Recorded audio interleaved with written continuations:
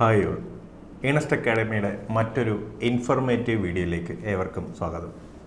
നമ്മൾ ഇന്ന് ഡിസ്കസ് ചെയ്യാൻ പോകുന്നത് കേന്ദ്ര സർക്കാരിൻ്റെ കീഴിലുള്ള DRDO ഡിഫൻസ് റിസർച്ച് ഡെവലപ്മെൻറ്റ് ഓർഗനൈസേഷനിലെ സെപ്റ്റം, അതായത് സെൻറ്റർ ഫോർ പേഴ്സണൽ ടാലൻറ്റ് മാനേജ്മെൻറ്റിലേക്ക് നിരവധി തസ്തികയിലേക്കുള്ള നോട്ടിഫിക്കേഷൻ ഉടൻ തന്നെ വരാൻ പോകുന്നു എന്ന കാര്യത്തെക്കുറിച്ചാണ്.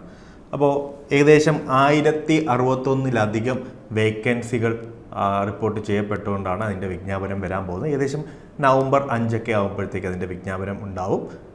നവംബർ 7 മുതൽ ഡിസംബർ 7 വരെ ആയിരിക്കും അത് അപ്ലൈ ചെയ്യേണ്ട ഡേറ്റ് എന്ന് പറയുന്നത്. സോ നമുക്കിവിടെ നോക്കുമ്പോഴത്തേക്ക് ഡേറ്റ് ഓഫ് നോട്ടിഫിക്കേഷൻ ഞാൻ മുമ്പേ പറഞ്ഞു കഴിഞ്ഞു, 7th നവംബർ. അതുപോലെ തന്നെ ലാസ്റ്റ് ഡേറ്റും 7th ഡിസംബറാണ്. സ്കെയിൽ ഓഫ് പേ ഒരു 20,000 മുകളിലുള്ള സ്കെയിൽ ഓഫ് പേ ഉള്ള ഒരു ഡിഫറെൻറ്റ് പോസ്റ്റുകളിലേക്കാണ് വിജ്ഞാപനം വരാൻ പോകുന്നത്. വേക്കൻസി 1061 ഏകദേശം നല്ലൊരു വേക്കൻസിയാണ് വരാൻ പോകുന്നത്.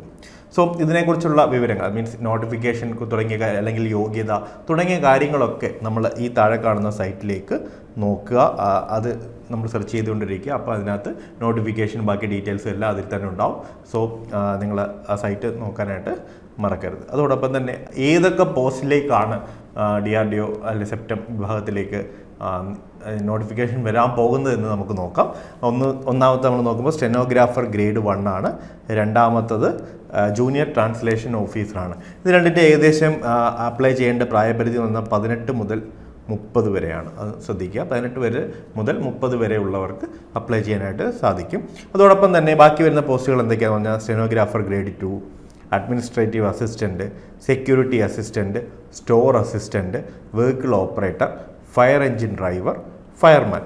ഈ പറയുന്ന ഞാൻ ഇതിന് ശേഷം, അതായത് ജൂനിയർ ട്രാൻസ്ലേഷൻ ഓഫീസറിന് ശേഷം പറഞ്ഞ എല്ലാ പോസ്റ്റുകളുടെയും ഏകദേശ ഏജ് എന്ന് പറയുന്നത്, ഏജ് ലിമിറ്റ് എന്ന് പറഞ്ഞാൽ 18 to 27 ആയിരിക്കും. 18 മുതൽ 27 വയസ്സ് വരെ എന്നുള്ളതായിരിക്കും. സോ ഇത്രയും പോസ്റ്റിലേക്കുള്ള വിജ്ഞാപനമാണ് വരാനുള്ളത്. ഞാൻ മുമ്പേ സൂചിപ്പിച്ചതുപോലെ ആ സൈറ്റ് എല്ലാവരും സെർച്ച് ചെയ്യുക. ഏകദേശം നവംബർ 5 ആകുമ്പോഴത്തേക്കും എൻ്റെ വിജ്ഞാപനം ആ സൈറ്റിലുണ്ടാവും. അപ്പോൾ യോഗ്യതയെ സംബന്ധിച്ചിട്ടുള്ള കാര്യങ്ങളൊക്കെ നമുക്ക് അവിടെ നിന്ന് മനസ്സിലാക്കാൻ സാധിക്കും.